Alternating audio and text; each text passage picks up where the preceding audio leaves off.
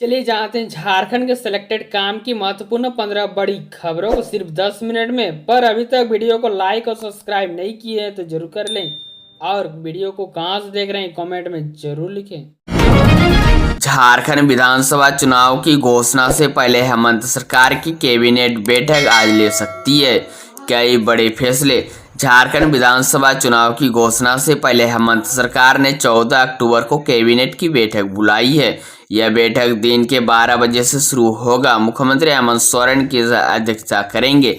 ऐसा माना जा रहा है कि यह मौजूदा सरकार के कार्यकाल का अंतिम बैठक होने वाला है।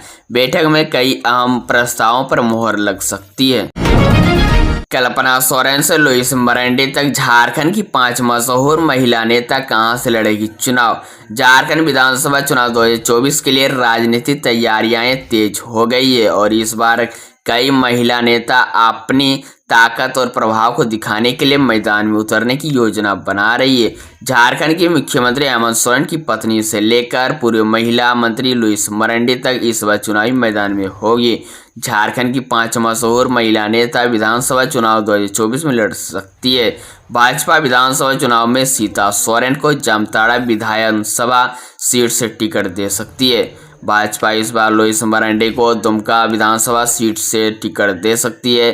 कल्पना सोरेन को वर्तमान में गांधी विधानसभा सीट से विधायक हैं और विधानसभा चुनाव 2024 में भी कल्पना सोरेन इस सीट से चुनाव लड़ेंगे। भाजपा इस बार भी यह सीट पुष्पा देवी को दे सकती है। हालांकि अगर भाजपा जेडीयू के साथ चुनाव लड़ रही हो तो ये सीट जेडीयू के वरिष्ठ नेता उदय नारायण चौधरी की बहन सुधा चौधरी को भी दी जा सकती है।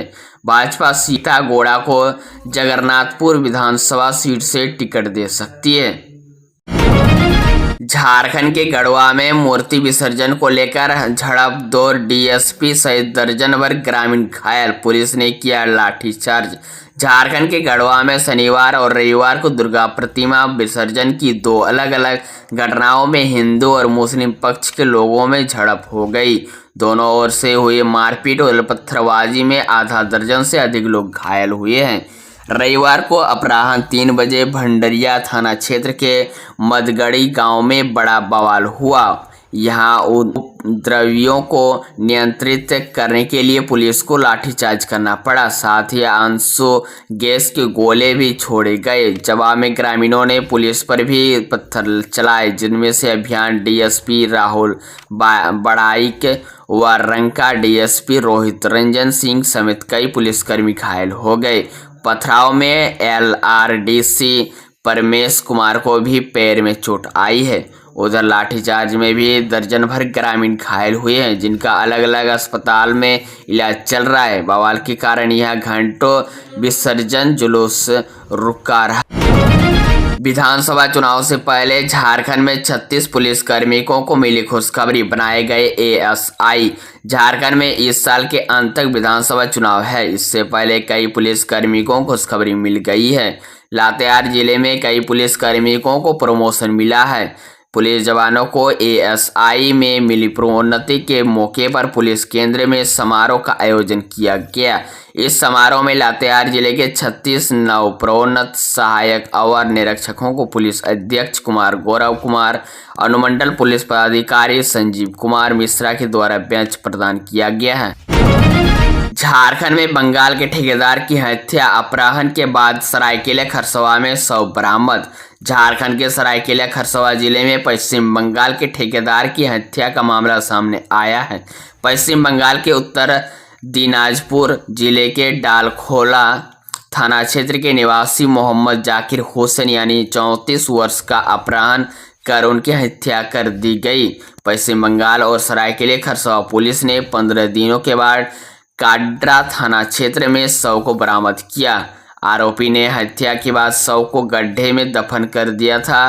पुलिस ने शव को दंडाधिकारी की मौजूदगी में कब्र से बाहर निकालकर पोस्टमार्टम के लिए भेजा गया। रांची में सीएम हेमंत सोरेन ने किया रावण का वध, कहा भगवान राम के आदर्शों को आत्मसात करने की जरूरत। दशहरा का त्यौहार असत्य का सत्य, अधर्म पर धर्म, अन्याय पर न्याय और बुराई पर अच्छाई का विजय पर्व है। हम आज इस त्योहार को हर्षोल्लास के साथ मना रहे हैं, एक दूसरे के साथ मिलजुल कर इस पर्व की खुशियों को बांट रहे हैं। इस अवसर पर सभी राज्यवासियों को दशहरा एवं विजयादशमी की हार्दिक बधाई और शुभकामनाएं। मुख्यमंत्री हेमंत सोरेन विजयादशमी के अवसर पर पंजाबी हिंदू बिरादरी दशहरा कमेटी द्वारा मोरहाबादी मैदान में आयोजित रावण दहन कार्यक्रम को बतौर मुख्य अतिथि संबोधित कर रहे। पूर्व मंत्री आलमगीर आलम के निजी सचिव के भाई की दुर्घटना में मौत, 4 परिजन घायल। लातेहार के NH 75 पर जिले के मनिका थाना क्षेत्र के करमाही मोड़ के पास रविवार को JPS नामक बस व कार में आमने सामने की टक्कर हो गई, जिनमें से झारखंड के पूर्व मंत्री आलमगीर आलम के निजी सचिव अजफ्फर अंसारी उर्फ छोटू के भाई सफदर इमाम की मौके पर मौत हो गई। CBSE शीतकालीन स्कूलों के लिए CBSE प्रैक्टिकल परीक्षा 5 नवंबर से शुरू। केंद्रीय माध्यमिक शिक्षा बोर्ड ने शीतकालीन स्कूलों के लिए प्रैक्टिकल परीक्षाओं की डेट शीट जारी कर दी। ऑफिशियल शेड्यूल के अनुसार प्रैक्टिकल परीक्षाएं 5 नवंबर से शुरू होगी।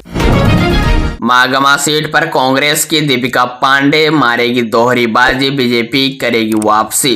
झारखंड की मागमा विधानसभा निर्वाचन क्षेत्र भी इस बार सुर्खियों में है। इस सीट से फिलहाल कांग्रेस नेता दीपिका पांडे सिंह विधायक है। दीपिका पांडे सिंह वर्तमान में मुख्यमंत्री हेमंत सोरेन सरकार की कृषि मंत्री भी हैं। दीपिका पांडे सिंह को कांग्रेस फिर से इंडिया गठबंधन के तहत टिकट दे सकती है। दीपिका पांडे के ससुर अवध बिहारी सिंह महागमा सीट से 4 बार विधायक रह चुके हैं। माना जाता है दीपिका पांडे सिंह का कांग्रेस के साथ महागमा क्षेत्र में दबदबा है। दीपिका पांडे इस बार चुनाव में दोहरी जीत की तैयारियों में लगी है। गढ़वा में दशहरा देखकर लौट रहे युवक को हाथियों ने कुचलकर मार डाला, 3 ने भागकर बचाई जान। गढ़वा जिले के दक्षिणी वन क्षेत्र वाले रमकंडा और भदरिया में हाथियों का आतंक जारी है। शनिवार की देर रात भदरिया से दशहरा देखकर जौहनी खांड के रास्ते अपने गांव चूटियां लौट रहे 28 वर्षीय युवक रामदेव सिंह को हाथियों ने कुचलकर मार डाला। हाथी इतने आक्रोशित थे कि रामदेव को पटकाते पटकाते उसके जंगल में ले गए। इस घटना में बाइक पर बैठे 3 अन्य युवक ने भागकर अपनी बचाई जान। बांग्लादेश में हिंदुओं पर हमला, काली मंदिर में चोरी की घटना पर भारत सरकार सख्त दे डाली चेतावनी। बांग्लादेश में दुर्गा पूजा पंडाल पर हमले और काली मंदिर में चोरी की घटना पर भारत सरकार ने सख्त रवैया अपनाया है। विदेश मंत्रालय ने बताया सरकार ने मंदिर पर हमले की घटना को गंभीरता से लिया है। विदेश मंत्रालय ने ढाके में दुर्गा पूजा पंडाल पर हमले, मंदिर में चोरी की घटना की निंदा की। साथ ही बांग्लादेश सरकार ने हिंदुओं, सभी अल्पसंख्यकों और उसके पूजा स्थलों की सुरक्षा सुनिश्चित करने का आह्वान किया। बांग्लादेश में दुर्गा पूजा उत्सव से संबंधित करीब 35 अप्रिय घटनाओं के बाद 17 लोगों को गिरफ्तार किया है और 12 से अधिक मामला दर्ज किए गए। हजारीबाग से मुंबई का सफर अब होगा एक्सप्रेस, गया लोकमान्य तिलक नई साप्ताहिक ट्रेन जल्द होगी शुरू। हजारीबाग के लोगों के लिए खुशखबरी है, जल्द ही हजारीबाग टाउन से लंबी दूरी की पहली ट्रेन सेवा शुरू होने जा रही है। रेल मंत्रालय ने गया से लोकमान्य तिलक के लिए नई साप्ताहिक एक्सप्रेस ट्रेन को मंजूरी दे दी। यह ट्रेन हजारीबाग टाउन, कोडरमा, रांची, राउरकेला, बिलासपुर और नागपुर जैसे प्रमुख स्टेशनों से होकर गुजरेगी। हालांकि रेलवे ने अभी तक इस ट्रेन के परिचालन की तारीख की घोषणा नहीं की। यह नई ट्रेन सेवा हजारीबाग के लोगों के लिए यह बड़ी सौगात होगी, क्योंकि इससे लंबी दूरी की यात्रा करने में काफ़ी सुविधा होगी। रेल मंत्रालय से मिली जानकारी के अनुसार ट्रेन संख्या 22, 35, 58 गया लोकमान्य तिलक एक्सप्रेस प्रत्येक बुधवार को रात 7 बजे गया से रवाना होगी और शुक्रवार की सुबह 5:50 लोकमान्य तिलक पहुंचेगी। वापसी यात्रा में ट्रेन संख्या 22, 35, 7 लोकमान्य तिलक गया एक्सप्रेस शुक्रवार को दोपहर 1:15 लोकमान्य तिलक से रवाना होगी और शनिवार रात 10:50 तक गया पहुंचेगी। झारखंड गठन के बाद जेएमएम के प्रदर्शन में लगातार हुआ सुधार। झारखंड विधानसभा चुनाव में मुख्य मुकाबला भाजपा और झामुमो के बीच ही होता रहा। इस बार भी ऐसा ही होने की उम्मीद है, लेकिन अगर हम राज्य के गठन के बाद आंकड़ों पर नजर डालें तो झामुमो का प्रदर्शन सबसे बेहतर रहा। ऐसा इसलिए क्योंकि पार्टी ने हर विधानसभा में अपनी सीटों की संख्या बढ़ाई है। वहीं बीजेपी का प्रदर्शन उतार चढ़ाव भरा रहा। झारखंड विधानसभा चुनाव के लिए इस पार्टी ने जारी की लिस्ट 5 सीटों पर उतारे प्रत्याशी। झारखंड विधानसभा चुनाव की घोषणा से पहले आपकी विकास पार्टी प्रत्याशियों की लिस्ट जारी कर दी। 5 विधानसभा सीटों पर प्रत्याशियों के नामों का भी ऐलान किया है। झारखंड की चुनावी राजनीति में आपकी विकास पार्टी ने एंट्री दस्तक दी। आपकी विकास पार्टी के उम्मीदवार चुनावी रण में उतरेंगे। 5 विधानसभा सीटों पर पार्टी ने उम्मीदवारों का भी ऐलान किया। शिक्षा, स्वास्थ्य, रोजगार और बुनियादी ढांचे का सुधार होगा। रांची प्रेस क्लब में 13 अक्टूबर पार्टी के राष्ट्रीय अध्यक्ष ने चुनावी चिन्ह का अनावरण किया। उन्होंने बताया कि आपकी विकास पार्टी का चुनावी चिन्ह नीब पेन होगा। जम्मू और कश्मीर से हटा राष्ट्रपति शासन, सरकार गठन का रास्ता हुआ साफ। जम्मू और कश्मीर से रविवार को राष्ट्रपति शासन हटा लिया गया।